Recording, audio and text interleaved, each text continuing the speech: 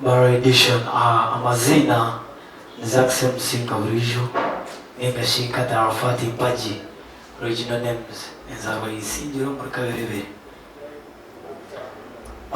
Tuza kutandika na nishara tweza kushaba nigira tuzagarukaho kwiranjura habeho obugamba kwa bamwe ombine okumanya jam session bayo cyo bashobora then wanyuma ngo turahita training ebuzo okurugo banyamakuru ningashi abarabene benda kuyongera kumanya And let's pray. Father, I want to thank you for today. I want to thank you for this meeting, for the jam session. And I want to thank you for everybody who has come today and those who are still coming on their way. And I want to thank you for the media personalities that are here and the media team. And I pray that this meeting goes well and everything, the press conference and the plans that we have for tomorrow and other days to come. Father, I thank you for everything. Bless us as we discuss about everything that is going to happen tomorrow. And I put this meeting in your hands.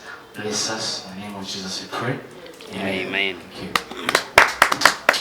Inanika West TikTok. I'm Ron Spin, I'm DJ Ronnie, Mbarara Rooftop Lounge, I'm on Naviga Radio. Mazina ni Kumra Events. Yetu Aregai. Ya mazina ni Kumra Events. Marketing, influencer, and of course sales Cruise FM. Called Brother Dennis, I work with Radio Active West. NKORE influencer. Amazina CJ champion omweshongozi atari muyimbi. That's right, amazina mayinza kabaga Simon kana ndio mtu. I greet you in the name of His Majesty Selassie, the conquering Lion of Judah. Wahurenda msiejo na manyangu Rasta himself is in the house. Rasta man, Rasta Chaz. My name's yes. Yeah, man. I'm JKs. I work with Alpha Music Entertainment and Studio 49. Thank you. Unique Promotions, a marketeer, a promoter, an influencer, and I work with Ankole FM in Rwanda. Yo, Mazina NKORE International, you're my show. Yes, straight webare Uncle Zax. Kandi naraba basa kwijja mwena. Nashimero munonga.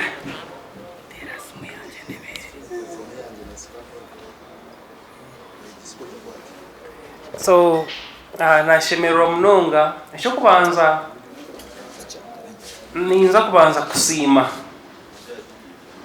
Ahawa ekyo kyabaha edakikezi.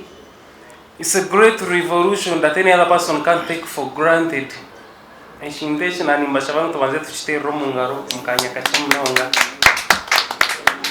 Ninza kusima abanyamakuru bebembirwe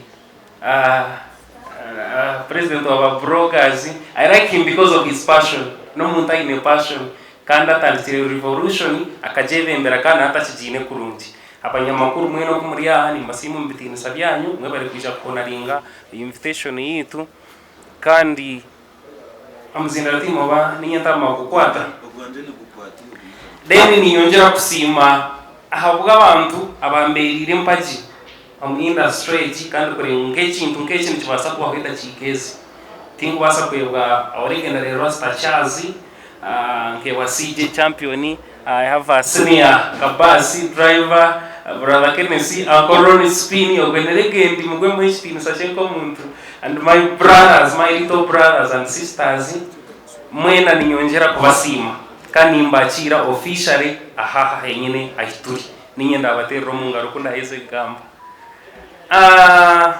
ekintechi ndo muri impambe kintu cha case no cha person we kintechi che case no cha person wa jam session mwe twaronze and then nanaka chiko ke konkana nyinyi nzira momwe so idea ejo tukagireta yo kutandikaho jam session ekigendererwa kitu kihango munonga no kuteekaho foundation y'abeshongozi hanuya omu Western Uganda itwe nk'abebembezi b'endongo endongo yitu tukashanga twine challenge mpango etine foundation orukuba ryo mu rutoke yareba fik famaika yatereje shongoro kirungi arwo mu rutoke akusubira wake izikora ki kweshongora so taine ele idea haki ahandongo so kutabe turinguza twareba endongo yote ine gorgo twali warasta chazi bine foundation bakazi endongo yabe inahe korasi twali basista charte bine foundation twali baba JK ba Regi binechi so twali bangu hachoho abana binju munonga abine kuyambwa because abana bukijo mu ndongo mbija omurkaria bija mu ndongo kakaria yabo niyo bakuza kutwara mpaka bafire so they need our guidance so ncho twariziro na bebembezi batahi banje tukijana idea ejo preferent agire kuzahari kurandagatana kandi idea ejo nishemirwa kureba ngo numwiza abantu abutwayetaha bija ana conditionale omana gabo kandi na hata bakiriyaha mwebari munonga kandi mbarahira if we keep passionate twagumana no gumutuma wanyendegereza okugwenye no kumurkureba amoni na batahi banje omugaruhanga ntuza kwehereza kireka ki kuba twagire ahatoka nanye n'umunyi nkoro gwanje ngo mwebembezi w'abeshongozi avuga se nabatahi banje nagamba hora na Shiba Karunji omukasheshe zaze mukashahitano of course we am assurance yanshabana na posta yitu nakujita woruze kandi yanjira ngo arumna akakara n'ekivuru cyeye message yeye nakugisindika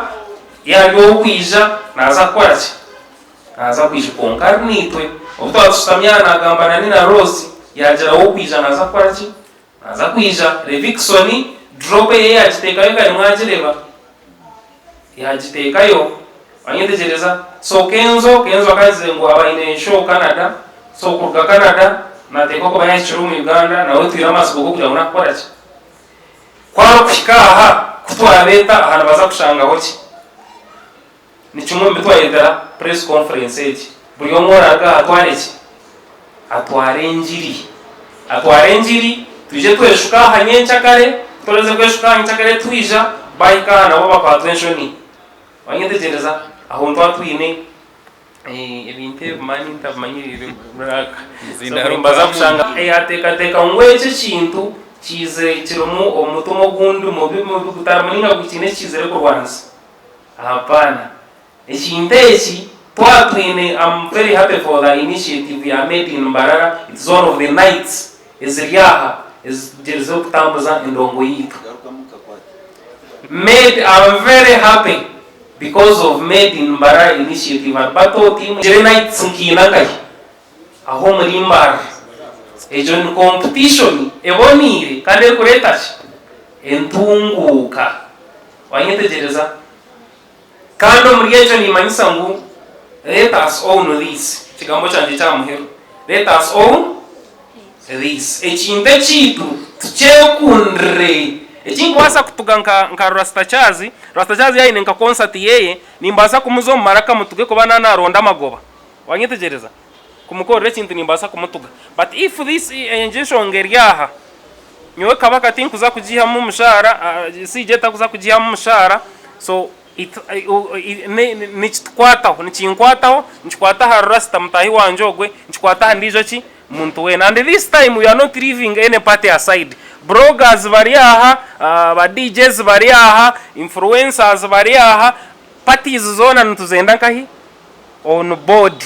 Hati yo buze ron mushangaho munywane deno mubuza ugachata kutere ndongo yawe nkahi Mbarara ko banagitera iwe shanga hadani dana na actually we natekwa kwiza no bumwakwanga no bumwakwikiriza wanyetegereza anga rasta chazi ukashitama nawo kambuza ebe byabe no gamba you also entitled to your opinions wanyetegereza uhishira mu muringo gwawe but no mwento wantu gambe kintu uja gutukora ki tutukuchumanya. So that's why we are bringing this issue here. Hikaro rasta chazi mubuze rasta chazi yokorotine wo kumanya mushaba kwatere nkahi aha mukono because the word doesn't know you and stake kumanya Inste kumanya. Gari yaraba. Atukugira ngo namu behera. Inste korasi. We are singing to become international. Na kujantana na Roy James te kumanya. I stand on my word na yargani nkorasi. Ninchi mugambara ngo inste korasi. We all want to become international. Boruti no enda ko bachi. Niwo takwenda kuza ka Vancouver so katera endo ngo abantu bakiciriza. That is our mission. Kizoro is our goal, our mission. So muntu atakaba yaka kubihango arichi. We are all badly off. We need the collective effort. Tukaza meza twena. Na nyenda kureba Ron Spin na hanaka America nguwe DJ na rugankai.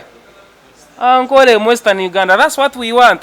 Tindaze kurengaho. I call upon every party tomorrow. It is our day. You come on board. Twakurwana nitungo tukubasa nkabebembezi. We bring everyone here. Mwebare mnonga ogundi omurundi. Mwebare mnonga abanyamahurire ahabo kwija first of all.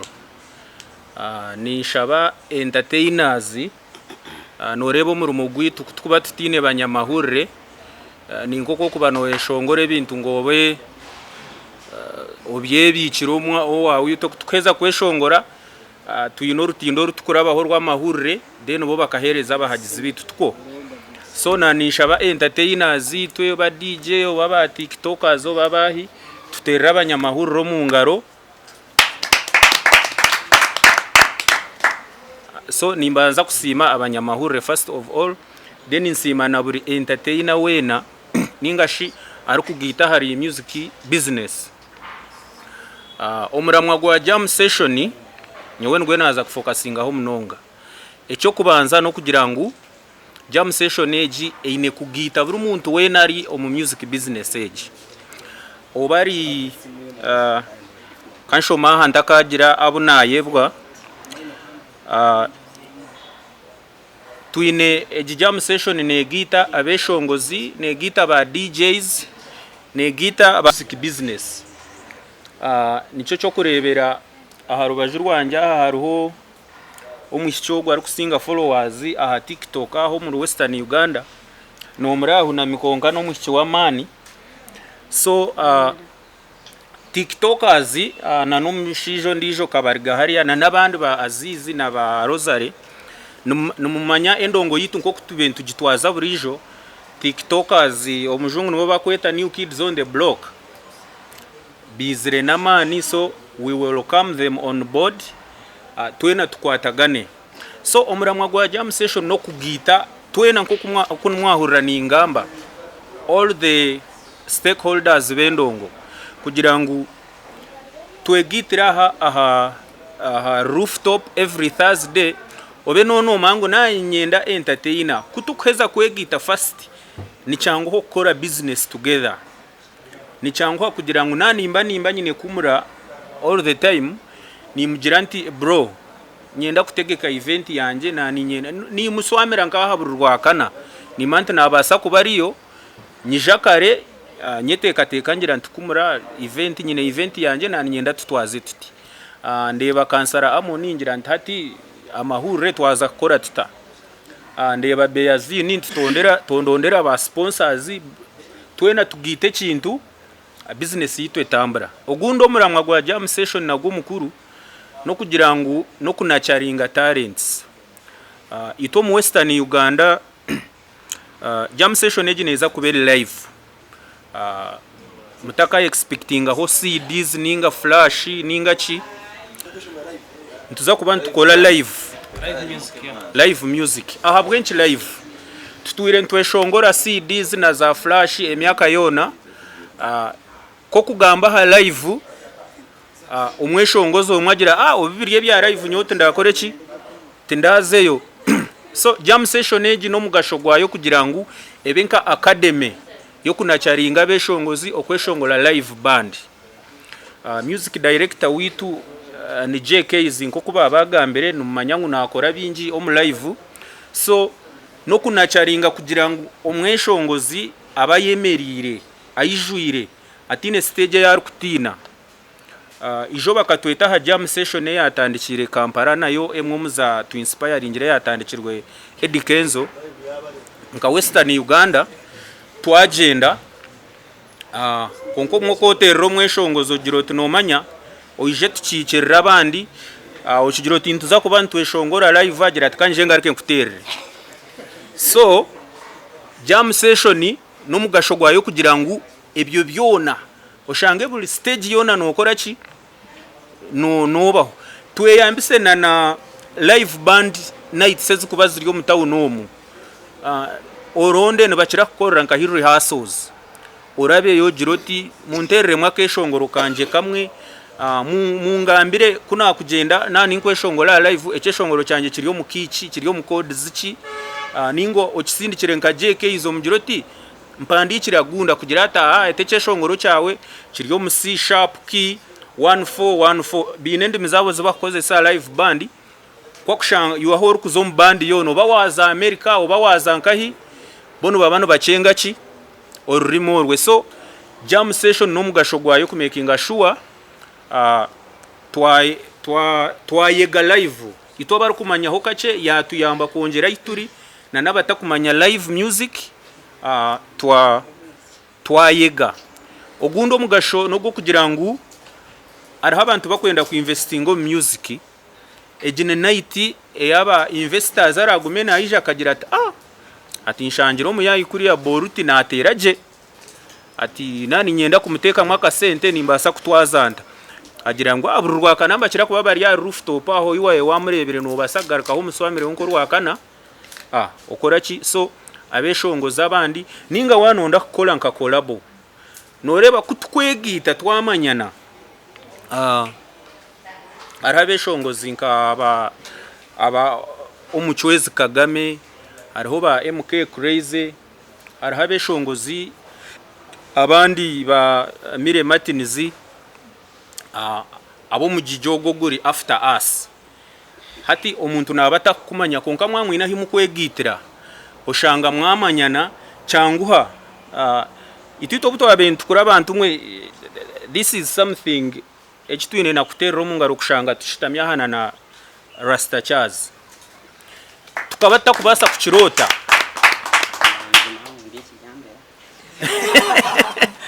tukabata kubasa kukirota abantu Rasta Chaz ogu live ubo abantu bajimanya kubango batandika mukamukola live imwe mukamukola live. So ojini chance yo kugira ngo twejunishe Rasta Chaz omu Burungi atuyambe kubanga ba Sister Charity ba Tindatine ba Emire Chikazi na ba Queen Marion bona bakarabo mu mikono yogo mushija bakaba beshongo live abeshongoza nko mwaka gona batakikire narevo yo kugira ngo bazo mu studio kugira ngo aba preparing.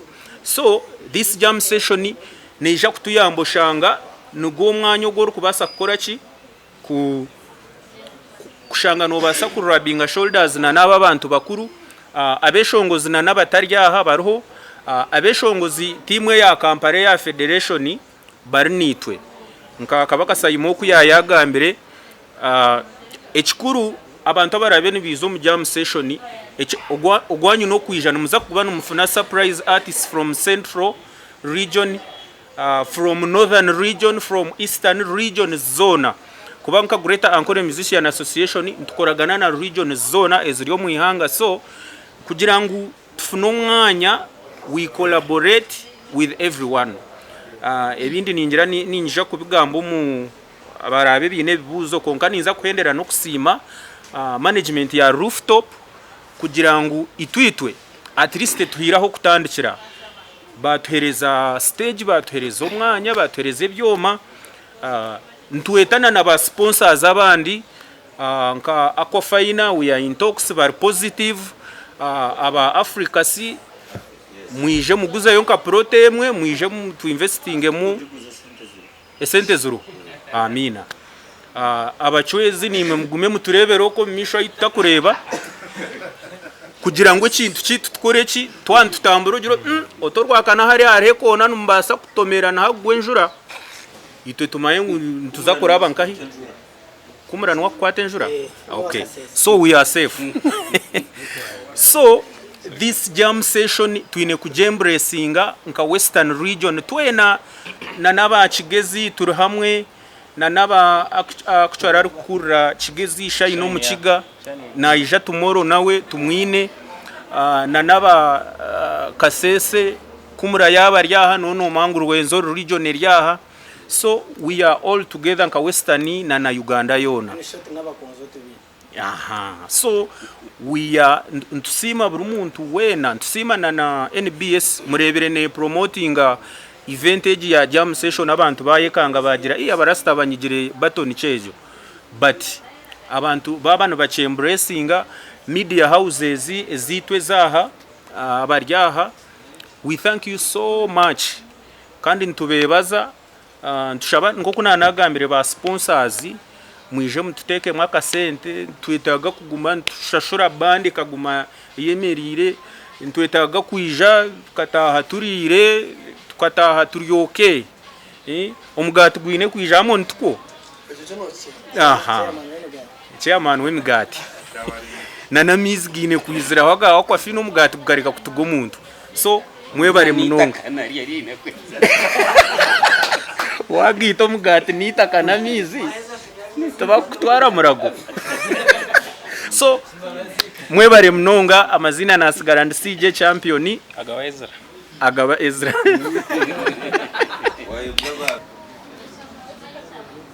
nyaweni banyeta Rasta Chazi omweshongozi. Nyenda kubanza kusima mwena babanza kutababasa kweferisa akire kanyu mukija omurukiko. Ekinkwenda kubanza nacho no kugira ngo twaturi kiba kweta jam session. Konka jam session niki abantu abarukutureba na bakuba beshongozi bagenzi banje mbabaso butamanya jam session niki. Jam session ne kigambo cy'orujungu konka omakuru gacho waza kuchobora amakuru gacha agarumu no kugira ngo nizoba eri abantu bakutaho kwerundana kweterana bakamanyana then abo kugira ngo ito turi abeshongozi kandi cyo tugitanga abeshongozi na microphone nco kureba tutera kugira ngo tuize tweshongore konka izoba muramwa gwizoba munonga no kugira ngo twayeterana twamanyana twahabarana twasharinga ideas. Kungarka acha side ya yo kweshongora nka JKZ bagira ngo nwe arabe nachebembera ninza kushaba sebo ekintu noza kukiteka mamane minje munonga abo kuba nani kuchako benshi basika jam session yitu enkaburengeru izoba ekagizire ntano so azindi toreka abantu nguntumanya nkarga hanaza Kampala a jam session ya Kampala na abantu kuba kweshongwa no kuba kugera taroho cyangwa kiba kutikiza tikiro kureka ngubo live na mnonga beshongo zaba kweshongora a jam session ejo live bajimanyirire kandi kitarukunu ito live tujimanyirire biryaho. So nchonko kushabira JKZ kugira ngo naza ateke mamani kugira ngo abantu omuntu araze kuza stage kandi atiza gukora amanyanga abo kubatimbaza kubamba comparingana n'abantu ba Kampala. Aba Kampala nheshongora David Rutaro, heshongora Nina Rose, heshongora Shiba Karungi, abantu abina amazina bakumanya kandi abamanyirire kintu. Kandi itwe kunuya yes nyoni mbasa kweshongora Sister Charity nabasa kweshongora nabandi mbabasa kweshongora konka tukabe ntwenda abana bato abatakamanyire kweshongora live babe nibo bahebwa chance munonga kugira ngo umwana azeho ayishongwe live bimureme bamushekere then ati mama ngo kwega kugira ngo na wabase kwati. Yes, so in fact mujizire na chance impango na mnonga beshongozi abato kugira ngo kurunogera ngo ninye batorine kugira ngo nkure jam session eji stage kweshongora ninjira mukagwirirwa kagwe kurunogera ngo Queen Marion Sister Charity Emire Chikazi Ray G Disan kato kurba bariya omwarwe yanaza kubahereza obuzurizi nyonkamba kwatara kiboko turi mu practice kiboko taro kuzana konka bana bona bunatire nko natane bansima mbajangwe bari kutitira abo ko chiwatuterire nco charugire mu hate kituri wakireba katera charte nuko yakugizire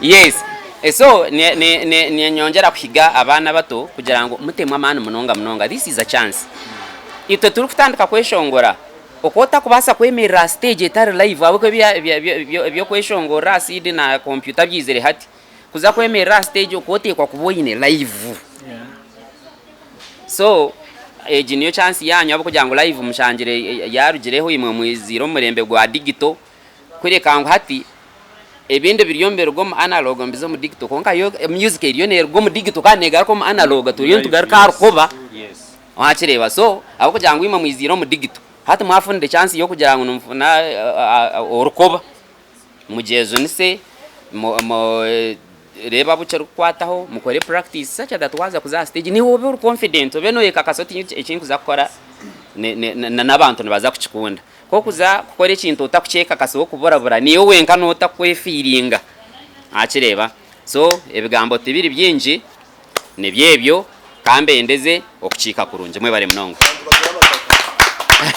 tutere legendary wito mungaro twena I'm really humbled because sitting near him is a very big deal and it is not an easy one.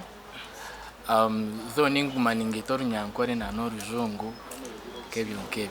But anyway, first of all, I want to thank the committee for choosing me to lead the jam session. Though I don't want to call it leading, nyanda twena twebembere chintechi. Let us own this, because na ningambira hansi ati instead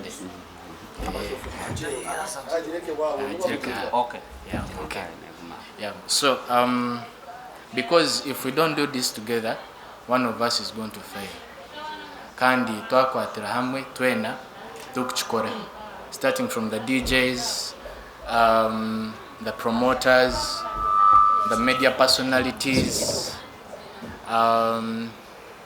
ba tiktokers naba mahore bona abeshongozi ecyo kintu cyona ne cyita actually.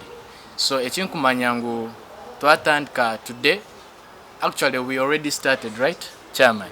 We started already and I believe we are going to do this. So nyine bintu ebinkwenda gambao so that tumanye jam session nichi because kubasa kuija takumanya kuza kora. First of all, a jam session is something that you're not prepared for. So it is not like you're going to come here for rehearsals and do rehearsals. No. It is helping us kushanga tukora rehearsals omka. Be creative. You be creative at home, wherever you go. Every artist should be singing even right now. You should be creating all the time. Kushangangu. By the time they call you for jamming, you're ready to do. So jam session is like this. Somebody can come and we can play like a random thing and play like keys, chords, simple chords, and the legend will start singing. Wahura vibe nkasije champion uri kubasa kutahira maho, and the music director has allowed you to come through. You can join in. That is what is called a jam session. Tebya kandi noreba nyine CD yanje kandi neza kubatera mu akapera. No, you come straight on the microphone.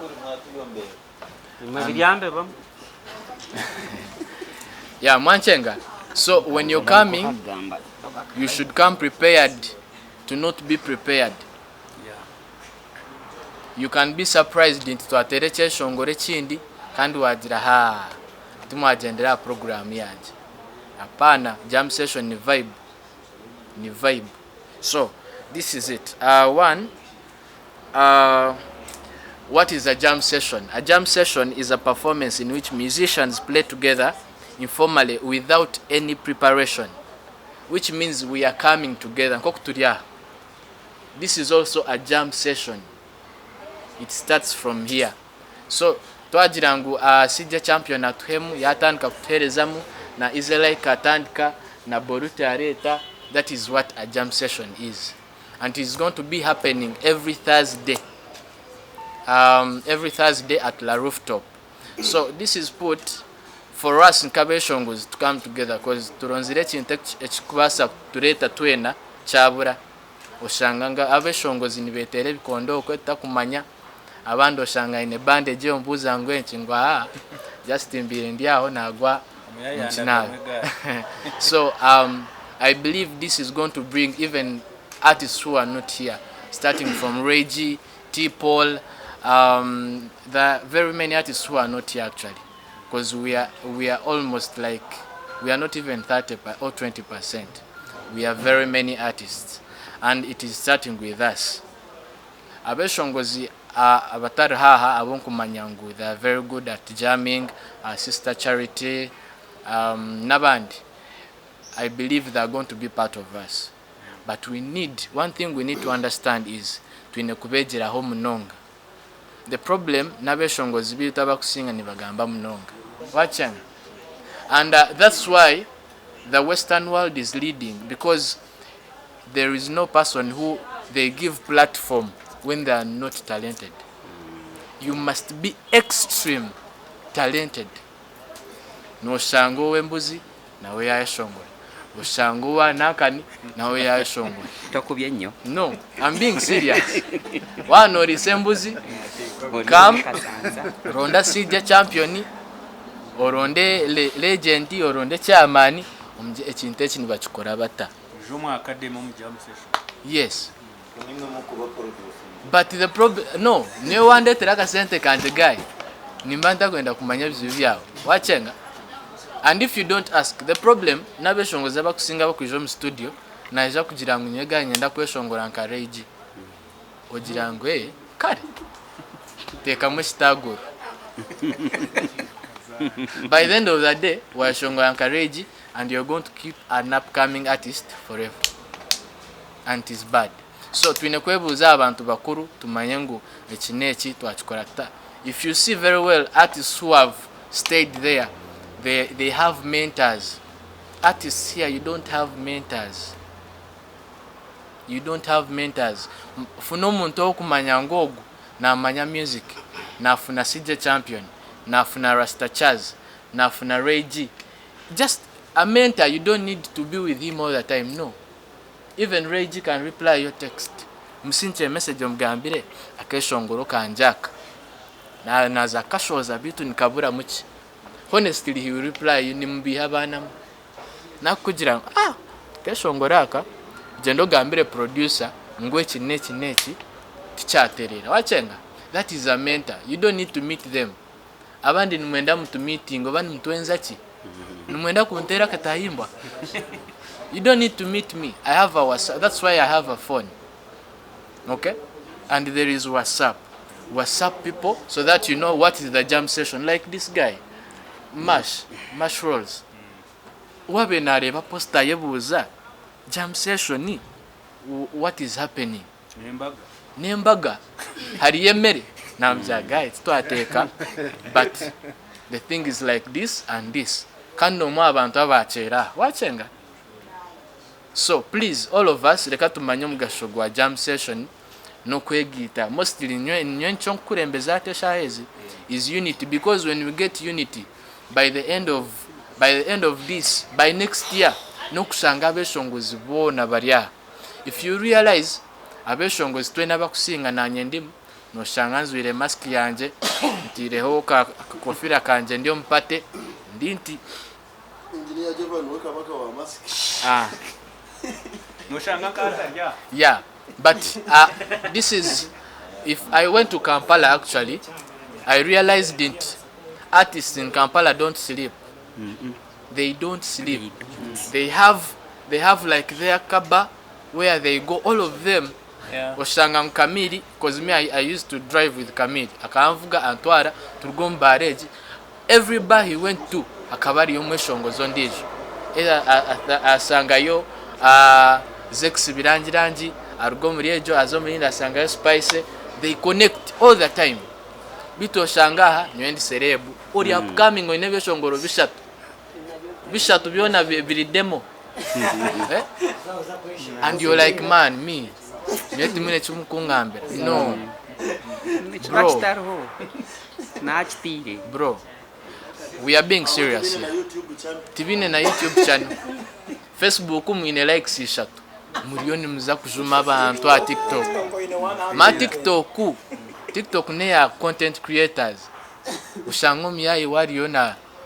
Please, let us use every opportunity. So, I was taking you back to the jam session. Is these guys in Kampala, they meet ushanga beshongo zibona nibebonga ho hati nkesha hez na shanga buri omwe inaka kunikeye nibechenga buri omwe na amanyango hati nyowe ngamba na seje ushanga baza ori ya mashi na gamba na boruti ushanga baza no jam session mwenda koro bukuni mwenda kora meetings and no. We are here to unite, to know each other, to know how we do it. CJ Champion, how have you made it to this day? Ma CJ Champion akabaru hombwire waba nankani.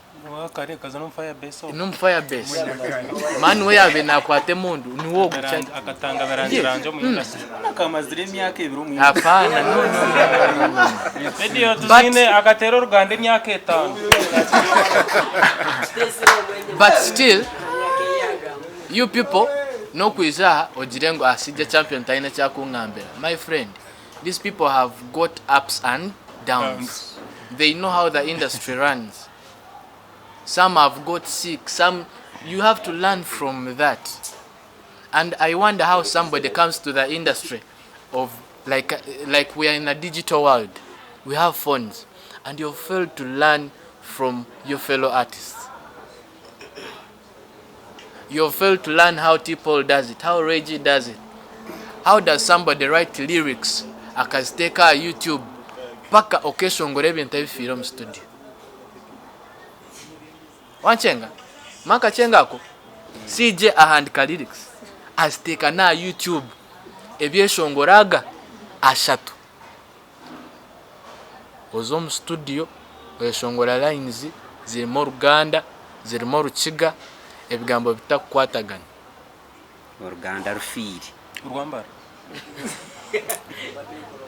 Please let us learn from this time. So we are starting tomorrow. And we have a band that we are going to be playing with every Thursday. We have a band that we shall be catering for. And let this be the home of all artists. Yeah. Because we don't have where we chill, like kushanga ngwabe shongo zibona bachiringira apana.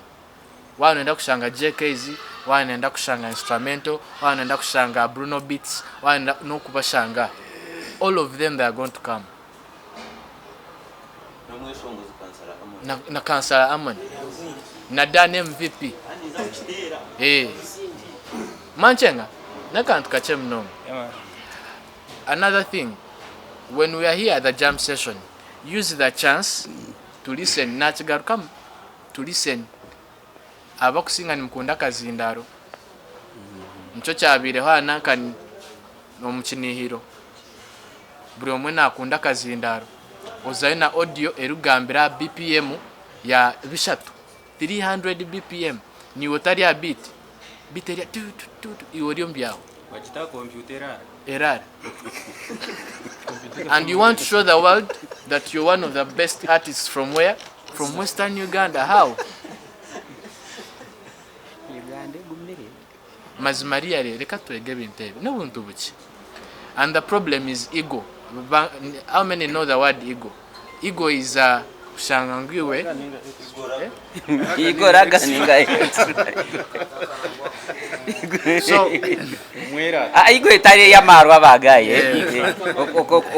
Omweryo y'umuryango. Otakwenda.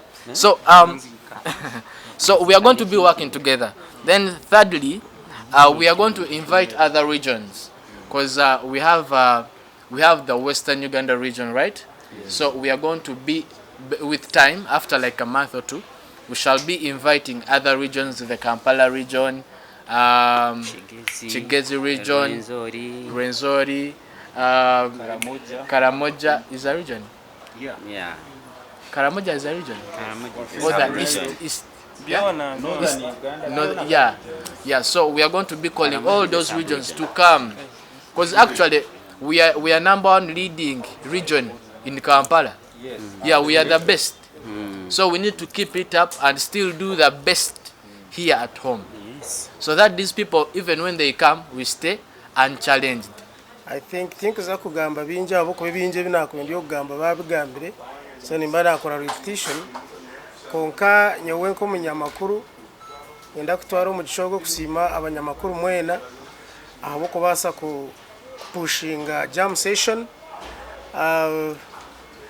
These media houses ziriyaha nezitu twino kuzikozesa enshonga gwenche no mureba abanyamakuru abeshongo zabande bagezaho kutera urutambwe speed nabamanyo mugasho gwa media.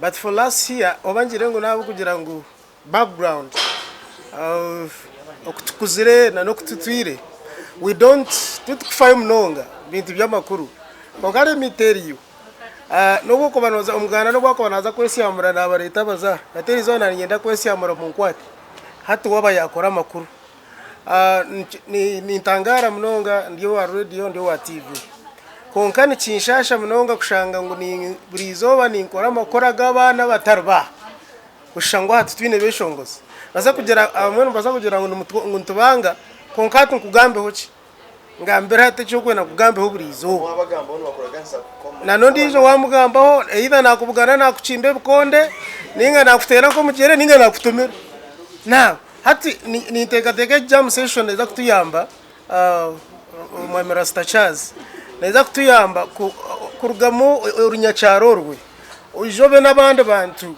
umanya abantu kuba kutwaza manye enjwara yabeshongozi sometimes zamuntu mutushwaza kabeshongozi ubugano mweshongozi orebo rututu yakorabaho uhurira ukuye serious rohurira washwara kugira ngo ugamba mweshongozi ubwo so naningira ngo jam session nko abandi baragayiguro ko bagamba reka twije kwege bintu binji munonga akorije utakakoma no bokwijoka ukabura kweshongora konka at least wija gere cyo wayega kandi okiteko mu nkora nubwo turarebe neturgo mu idara natuza umurindi media houses mwena nyenda kubasima abaragabushenye abaragashema abaragambara TV West Radio West n'izindi radios na president wa witu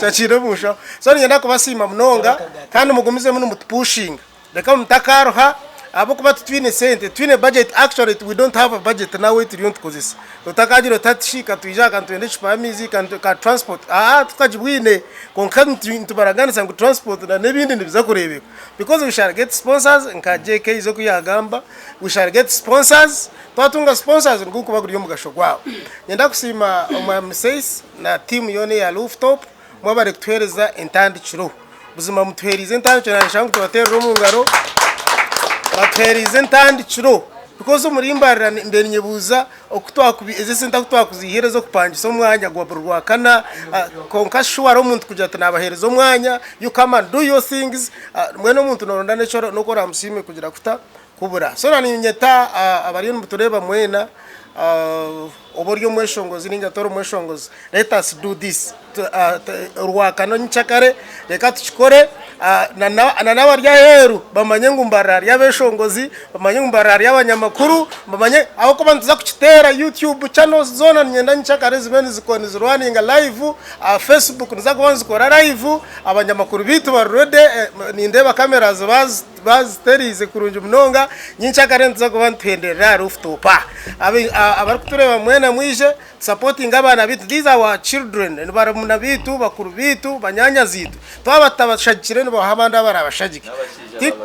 Yes, haba mwimwine mabanyi. So mwenu reka tuyeto hagire nk'abana b'abanyankore banyoro baciga batoro bakonzo. So mwije tutere kintu kitu kandi nimbagira ngo tureka taka umwe taka ikatkaho mamani nko kuturatandike bene ko twagomizamo ekintu kitere munonga nasigara ndi brother Kenneth kandi mbakunda munonga yebari munonga brother Murundi musibire mutabase bona banyabo abishongozi banywano banje aba media mwena mwe bari kwisha ikintu ekintu kirundi munonga Mr President w'ikintu eki chairman wacho legend Rasta Charles mwe bari kushangana mutekateke kintu kechi cyo kubasa kubagita bishongozi takira kingi beno sikataye muronda bishongozi babura bishongozi mumbora tumukurebeka wabaina keshonguro kawe ubiyamana kumko gumukine shangana mu complaining aba DJ twakuprenga music yitu ba DJ music yitu akajidiriti ngoma computer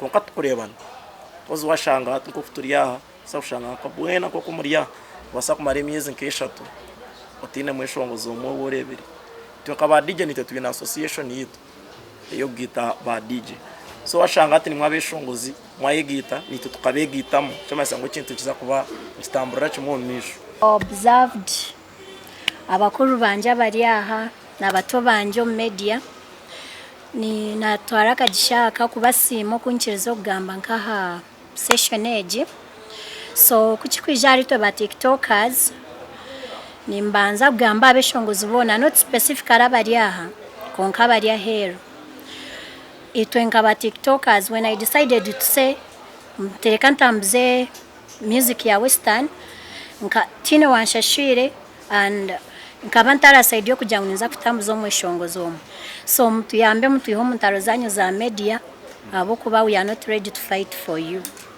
kandi kinde cya kandi ni mukira kutukozesa to push your shows mutawonka deposit show echeza kwa oyeshara ha muntu so ibintu byombikomye aho. And another thing, one pereze cyeshongoro cyawe nko muntu kukitambuza kikanga kutambura already ni wowe mbabita kugenda je mureke kututeka pressure watch take page yawe kikanga kutambura no wanje you expect the same konko muntu natere cyeshongoro cyeye cyo kubanza akikwereza kikujanga ka sente kuya kushashoramo I expecting akufuna nka million views echibura uro muntu nakugira kachitatambwire kachitakozere so ebye bintu tibironje. And another thing wabo muntu okara no music when you come to me otakanjiro totakatambuza music yananka cause I will not be able to do that etaho ketamtayi wanje chichitaru mustani. Thank you so much. TikTokers coming tomorrow. Yeah, they will be around, I'm sure. Yebari munonga for keeping it the very same TV you're watching from Ankole, and of course we are proud having the jam session, and I'm appealing or trying to tell whoever is watching let us try to be positive. Dear influencers, marketeers, bloggers, I have a word for you. Jam session is not basically for CJ Champion, it's not for Kabaka Saimo, it is for Western music. Thank you, sir. And my word to you is, no mukunda munonga kurya. You may think this guy is valid, bakoze batya. Whatever you concept, it's up to you. But to my personal understanding, I like being positive. Let us try to be positive. I know you might be out there working for any other place or a bar or what, but this is part of us. Echinechitu. Now oli muyimbi oli eyo oyina enyimba bbiri ezitambula ezirika amasanyalaze onfuna oyina management, it's okay, but kino kyaffe gwe kitwale ng'omuntu agamba nti whenever I'm doing this for Mbarara, I am looking for market, cause kuno ku jam session we tugenda okuregardingira omuyimbi alika amasanyalaze nti onono mu kyalo nabakulaba eri abanakulaba ku handles zino bajja kusinzira ku handles zino oba TV zino zolaba zino okurecommending eri mu kyalo mu Christmas seasons or the bookings, weddings bagamba nti oyo mwana naye aliko amasanyalaze Mbarara. So it is a plus or a gain for you taking a positive for jam session. Now again I come back to the sponsors. A jam session will not help us so much if at all bwetuleka kino ekintu nekibeera eri Kampala nga be Kampala NBS TV yeri kipushinga. Where am I coming? I'm coming to our own TVs, radios that are home here. I'm calling upon you, kino ekintu kyaffe. You're making money out of Western Uganda. This is Western Uganda. My call for you is kino ekintu ekigenda kufuna consistency and impact nga TVs, radios ez'Embarara nga temuvuddeeyo ne mukola nga NBS wekikoze out of one love netuwa obulango era nga finance yonna naye ate n'ensi yonna tetugenda kufuna impact nga tulinako bantu bakuno. So now my call may be gwe sponsor eyo, you want to be part of this. It is a gain of a gain. Tugenda kulanga ne TVs, tulanga ne radios. Ate twagala kino ekintu n'abantu bakifeeling a vibe, abantu bakifeeling a vibe. So come on board, bring emitwalo 5 kakadde 2 3 tuyambe naffe tusobole okufacilitating abaana bakute cameras zino.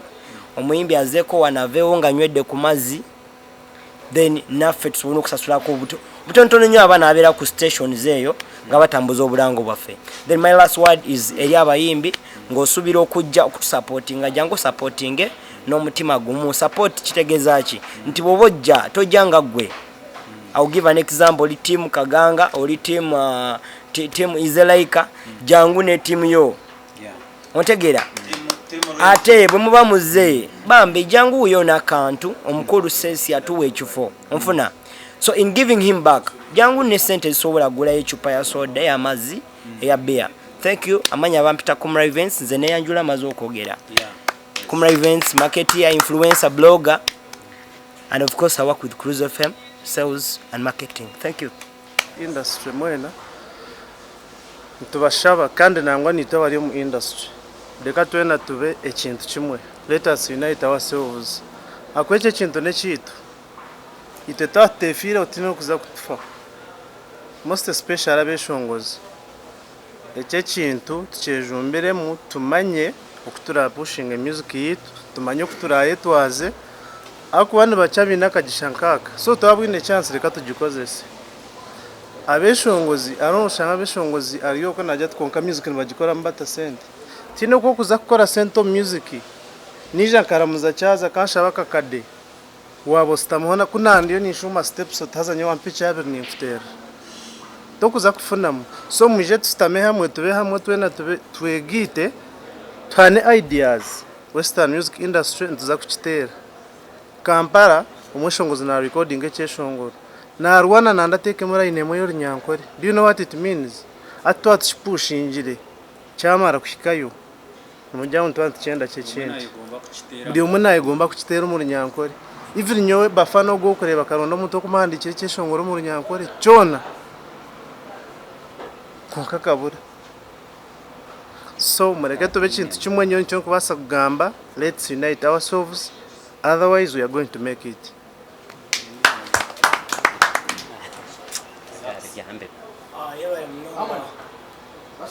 Unique promotions. Shaba abile ebuzo. Abile ebuzo abanyamakuru bakwenda kongera kucenga ekikatu jamusisho. Ebuzo byanje byakiri. Bana betekateka abanyamakuru nyina kantu kuna abantu akwenda kwebwa ntuza kufokasinga mnonga aha music yitu ya Western region no ikirizibwa ninyikirizibwa nani nza stage kweshongoramu nkeshongoramu kawini obweshongoro aha twaba na wanu ukora kavazi uri kuza kweshongora ekeshongoro cyo ndijo.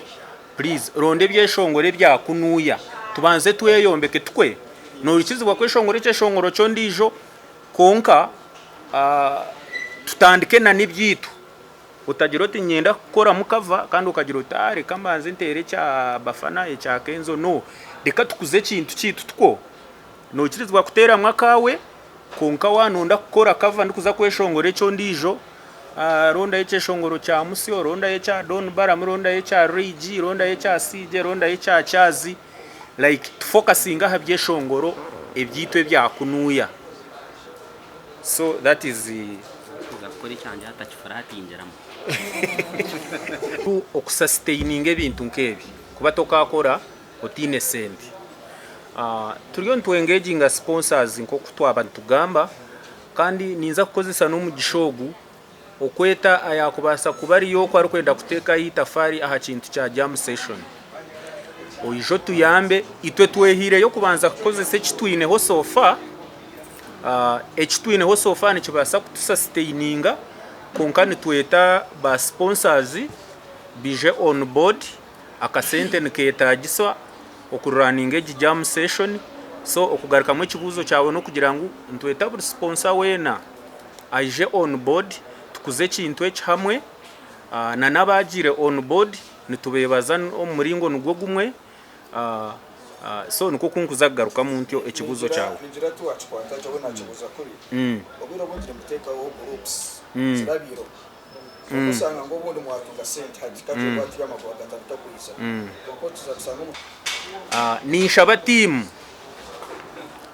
yitukukora nayo aha jam session nishaba buri mweshongozi wena aharya ha team yo gukora jam session age turiyo nturonda ba sponsors deka tube transparent deka tube tutamburiro mushana akasente ni manyangu nkaza kwija konga akasente karaheze kwija ekikonde kitakakora kitakargayo ninga kitakayitachi kubana habasa kwija miliyoni 2 oshangeza yita jam session kandi misho hana habasa kwija 10 ninga 20. So ninza kukozesa tindi mutuma go muntu konga ni manyangu this time ko kutwehireyo mureke tweheyo hajargayo sponsor katuhereza kasente kandi tutakateka tekera umwanya go kugira ngo konga rent yabe ndikubomuka reka tuteka sente zije nizakora omugasho gwazo kuza jam session nano okukuza business yitu. So nanishaba when the money comes reka tukorro mushana ko kukorro mushana niwe wenyine noryo noyetera check tutambura hamwe nakanda akantu kace munonga kace ekintu jam session ejeretirwa mu kibine cyagama cyabine cyo kugendera kimwa federation.